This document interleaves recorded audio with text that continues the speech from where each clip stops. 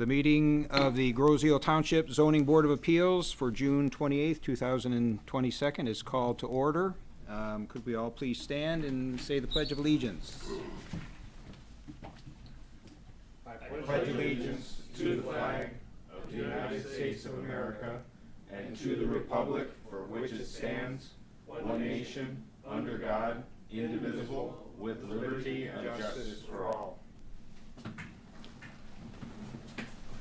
Thank you, and as an introductory note, my name is Charles Voino, and I am technically the Vice Chair of the Zoning Board of Appeals. Our chairperson, Mr. Gary Bailey, has resigned this past week, and I'd like to take a moment to wish him well and thank him for his service on the board. With that, everyone received a copy of the agenda. Are there any deletions or additions to tonight's agenda? And for the record, I'd like to forego housekeeping matters anymore, if that's okay with everybody. Yes, please. All right, and then did everyone also receive a copy of last month's minutes for the May 24th, 2022 meeting? Any additions, deletions, corrections, or changes needed to those? I thought they were superbly well done, Mr. Chairman. I'd like to move that we approve them. So moved. Any second? The meeting minutes from the Grosseal Township Zoning Board of Appeals for May 24th, 2022 are accepted. We have only one appeal this morning, this evening, which is appeal number 22-004. Brian, I'd appreciate if you could come up and give us an overview of tonight's appeal. I'd be happy to, Mr. Chair. Thank you very much. Let me just pull the presentation up. And away we go. Okay, our lone case tonight is for the residents at 8884 Woodside Drive. Property is at the corner of Woodside Drive and Sunnybrook Lane. So in the aerial photo in front of you, facing to the top of the page is actually, oh, hang on there. What's going on here? Touchy mouse. Is actually to the east. So this is Woodside along here, and then this is Sunnybrook off to the side. So again, it's a corner lot at Sunnybrook and Woodside Drive. Existing residence site, and all the surroundings are zoned R1B, which is a single family designation. And the request that's before you tonight is to replace, if you can follow my cursor, there's a screened-in porch at the rear of the residence, right in this area here. And that is a non-conforming portion of the home. The applicant wishes to replace it. So in essence, it's going to be removed and then built back essentially in its same place with its same dimension, same height, same setbacks, everything. But by virtue of it being non-conforming, once it's removed, you can't just replace it. And it does need to be essentially rebuilt. We did have a meeting with the petitioner, and they're taking it all the way down, and I believe even redoing the foundation as some concrete work that needs to be done, as the lifespan of the structure just hasn't, it's kind of at its end, I guess. It's a 30-plus-year-old portion of the residence. So in terms of the ordinance, I mentioned that it is non-conforming. So section 18.6A gives us regulations pertaining to non-conforming buildings. And then 3.5, which I've also referenced, is simply the dimensional standards for R1B. So a typical rear yard setback requirement in R1B would be 40 feet. I believe, I'll get to it momentarily, I believe we are at about 13 feet. So existing structure has a 13-foot rear yard. Proposed rebuilt structure would also be at a 13-foot rear yard. And here is a look of the site plan. So again, Woodside at the bottom of the screen, Stony Brook Lane to the left side of the screen, existing residence. We do not have any issues in terms of setbacks off of the south side, nor do we have issues with the structure setback off of Sunnybrook. The only item that we have to deal with is, again, the expansion of the non-conforming building and this 13-foot rear yard setback. So there is an encroachment Again, this is an existing condition. So you should have the color drawings, hopefully, in your agenda packets. If you do, you will see that essentially it's red line drawn over blue line or vice versa in terms of existing and proposed conditions. They are, again, essentially one and the same. And then here are a couple elevation views that are included in the submittal materials. So this would be the rear-facing portion in the upper left. And then we have both side elevations on the right side of the screen. So pretty modest screened-in porch structure. Again, matching same size, matching same height, matching same setbacks. I know I've said that a bunch, but I'm going to continue to drive that one home. So getting specific into the ordinance provisions, I mentioned 18.6 earlier. So 18.6A allows the expansion of a nonconforming building when a three-pronged test is met. And that entails that the building is nonconforming on one side only, that the nonconforming side provides at least 90% of the required setback, and that the proposed expansion complies with current standards.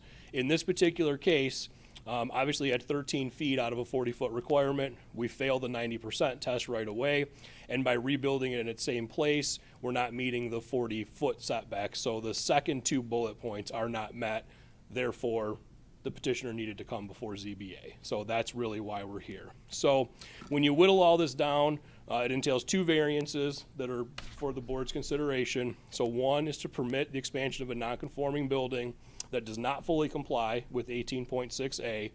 And then the second is to allow the rebuilding or replacement of a structure with a 13-foot rear yard setback where 40-foot would typically be required.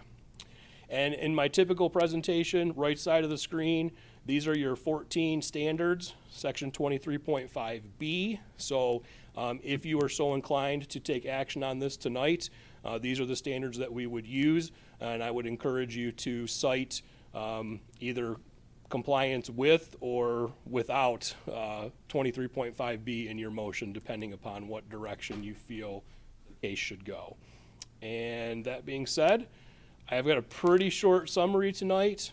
So in terms of our opening standard, practical difficulty, so they can't expand the residence, nor could they replace the screened-in porch without variances.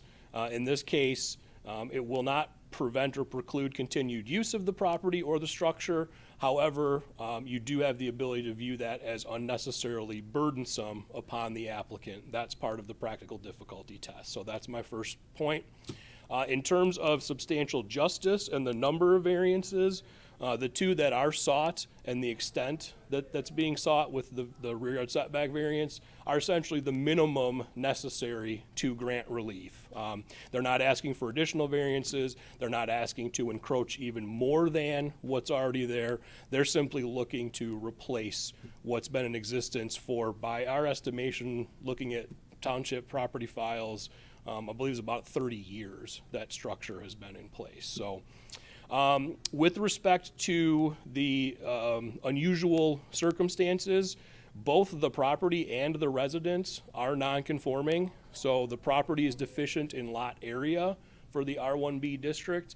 And as we've been discussing since the outset here, the residence is also non-conforming because of that rear yard setback that, again, has been in place.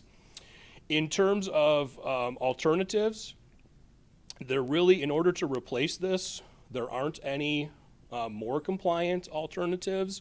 And because of the situation of the placement of the home in relation to the property lines, there aren't any other locations that they could build a compliant addition. So any expansion of this residence, whether it was to replace this screened-in porch or to bump out the house towards Sunnybrook, any expansion of this house whatsoever would have brought them back to ZBA for variances. So this is, again, I mentioned it's the minimum necessary to grant relief, and they're really, other than if they shaved a foot off of it, it would be 1 foot less setback sought, but it's already, as I mentioned earlier, matching what's already there. And I think I've said that. Look at that, my 5th bullet point. Resulting building will match existing conditions in terms of size and location and its design. So if I haven't said that enough tonight, I got it one more time. And then my closing point is just sort of a summary of all of the other host of standards that you were to look at here. I don't foresee any issues in terms of safety. I don't see adverse impacts upon neighbors, land values, character of the neighborhood. It's been there. It's not going to further detract from supply of light and air for neighbors. Has zero impact on traffic flow, and ultimately, I believe this to be a warranted improvement to the residents that I don't foresee creating unusual adverse impacts or other nuisance-like situations. So that's all I have, Mr. Chair, but if you have any questions, I am happy to help. Don't mind, I do have one. Your summary mentions the non-conforming detached accessory building, which is a shed over the easement. It's my understanding that easement is not a township easement, am I correct? I do not believe it is a township easement. I think it was I believe it's, we may have to confirm with the petitioner, but I believe it's a 6 foot on this side and 6 foot on the other side. I believe it's for overhead wires, if I'm not mistaken.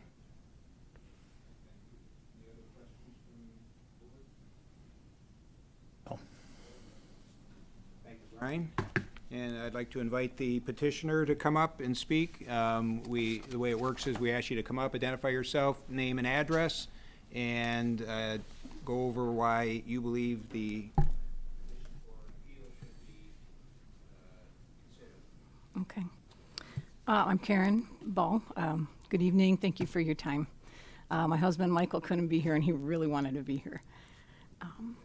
I would also like to thank to the dozens of neighbors who came up and talked with us about this sunroom and who said, oh gosh, I hope you get it. That's, very supportive. We're new. We just moved here in September. So it was a really good way to meet people and hear what they had to say, and nobody had anything negative. In fact, a lot of people came up and said, what sunroom? You have a sunroom? It's innocuous. It's a very humble looking building. You got to really kind of look for it if you're looking for it. As Mr. Borden had said, there's no way to remedy this. We're locked in. When the home behind us was built, that was it. We were never, ever going to be able to do anything with that area behind the house, which is a yard. The area between our property and the neighbor is their garage. So they never walk through there. That's a kind of a dead passageway. So it's not like their yard and they've got tables and things set up and our sunroom is right there. It's kind of marshy, to say the least. Nobody likes to walk back there because even in weather like this, you'll sink in a little bit. And if we could, like I said, remedy this, we absolutely would. This is part of a little bit bigger project because of all the standing water. So we are putting in concrete footings under the existing cement slab to make that in conformance with any ordinances, I believe there are. And we're also putting in a electrical to code because it doesn't have that now. Well, it has electrical, but not to code. And we're putting in a French drain back there in the patio to help move the water toward the ditch rather into the neighbor's little passageway there. And we're also the side lot, which we can never, as Mr. Borden said, do anything with as well. We're gridding that out with French drains to also drain water to the ditch, have them all hook up together to the downspouts. That field, I call it a field because it kind of looks like a little soccer field or something, is one of the reasons we bought the home. I have 3 little grandchildren, and I want to drain that water so they can play there year-round and not have a duck pond in one part of it, as much as I like ducks. And I see these 3 little monsters out there playing, kicking a soccer ball and playing. So those French drains are going to hook up to the back of the sunroom all the way to all of our downspouts, and everything is going to go into the ditch, which we maintain perfectly, and we clean it out all the time. I'm always out there raking things out. I think granting this variance tonight, it upholds the spirit of why ordinances are even written, and I completely understand why ordinances are written. I'm a retired police officer and had to know thousands of ordinances over the years. And I think it upholds the spirit of the law to keeping and maintaining a nice neighborhood, cosmetically and structurally. And so I hope that you grant this variance tonight so we can put up our new sunroom opposed to the rickety one that's there now. Thank you. You're welcome. I have a question. Miss, I think it's France Tick. Is she the resident behind you on Sunnybrook? Her letter's included in your Oh. Documents. Okay. She has no objection. I'm just wondering if We that's have her. Mrs. Crandall. Gosh, the Latimers, the Crusts. Oh, I bet you that's Deborah. Well, I'm trying to memorize everybody that we meet. And That's fine. That's okay. She has a letter Oh, that's good. agreeing with your petition, and also the Latimers submitted one too. We Okay. got today as part of our packet, but I went by there and I looked at, as we're supposed to do of your property, and I'd like to admire you for, maintaining the house is nice. we just got new gutters. I don't know if you saw that. As well as erecting the notice of this petition signs clearly and visibly in your front yard. It was very, very nice. Well, if we get approved, I'll put a little one on there that says we're approved, and if we're not, I'll put another one on there with some different wording. Thank you for taking that effort. As I well. paint signs for the local museums and things, so it wasn't, Does anyone else on the board have any questions for the petitioner? I'm good. Yeah, I think I'm generally supportive of this. It seems like about the only move we got.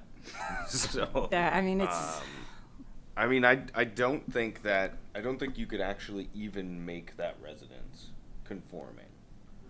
I mean, No. unless you made it like 5 foot by 6 foot or something like that, just because of the lot size, so. Right. it was a monster, but we're trying to put makeup on it and make it look nice. It's not our monster. It's been there for a long time, and it needs to be replaced.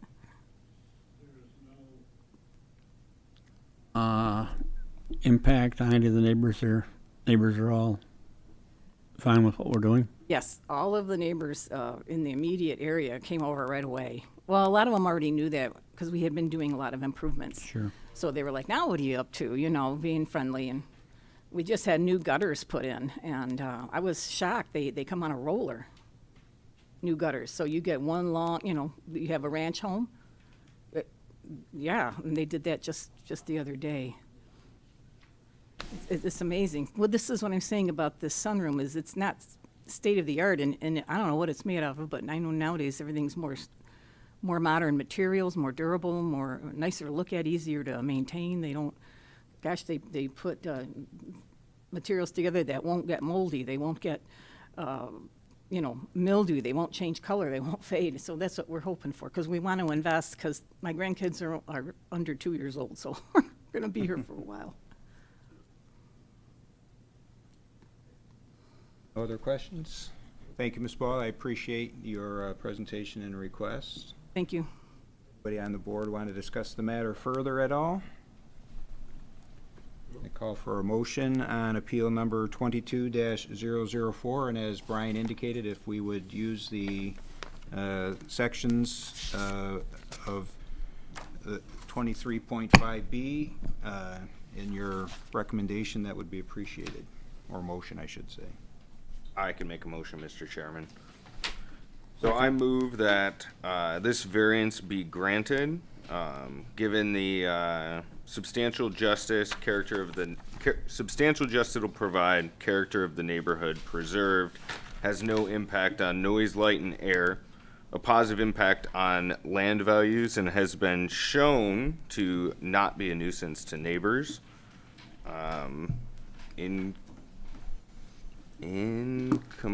No.